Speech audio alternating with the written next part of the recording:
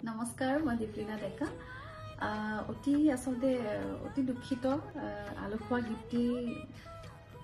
সেপ্টেম্বৰ মাহৰ একেবাৰে খুব সোনকালে আসলে মুকলি কৰিম বুলি মই সকলোকে জনাইছিলো যে সকলে মোৰ গীত শুনি ভাল পায় আৰু তেওঁলোকে ৰৈ আছিল মোক খুব মেসেজ কৰে কল কৰে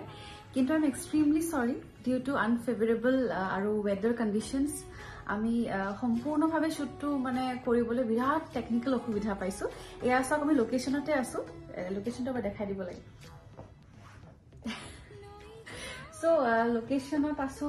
আপোনালোকক ভাল ভাল দৃশ্য দেখাম বুলি আসলে আমাৰ প্ল্যানিং আছিল কিন্তু এবাৰ বাৰিষাটো বহুত বেছি বাঢ়ি গল মানে পিছুৱাই গৈছে নেকি নাজানো চাৰিফালে এটো একেই অৱস্থা সেইকাৰণে আমি পৰা নাই সেইকাৰণে আপোনালোকক মই সৰি কৈছো এক্সট্ৰিমলি সৰি কিন্তু অতি সোনকালে আহিব যেহেতু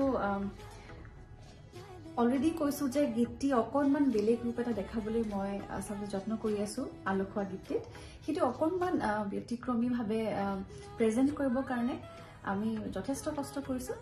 আশা কৰিছো আপোনালোকে মোক বেয়া নাপায় আৰু গীতটিৰ বাবে ৰৈ থাকে আলোকোৱা অতি সোনকালে আহি আছে আৰু তাৰ বেলেগ সোৱাদ লৈ আহি আছে Stay tuned. Thank you so much.